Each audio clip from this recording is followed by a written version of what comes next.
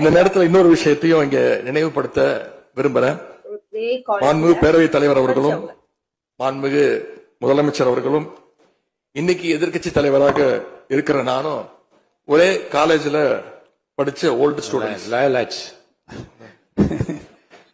ஒரே காலேஜ்ல நாம படிச்சிருந்தாலும் அரசாங்கத்தை நடத்துறதுல திமுக தான் சீனியர் பேட்ச். அது உங்களுக்கு தெரியும். 1967 ஆட்சிக்கு வந்தது திமுக தான். நாங்க தான் சீனியர்ஸ்.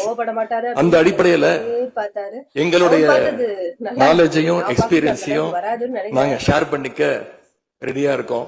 அதை ஏத்துக்க நீங்களும் தயாராக இருங்க. ஏன்னா நமக்கு எப்பவுமே தமிழ்நாட்டு மாநிலத்துடைய நலன் தான் மிக மிக முக்கியம். இனி எங்க ரெண்டு தரப்பையும் நீங்க தான் கையை பிடிச்சு அரவணைச்சு கோவம் இல்லாம கோவப்படாம, கோவப்பட மாட்டீங்கன்னு தெரியும்.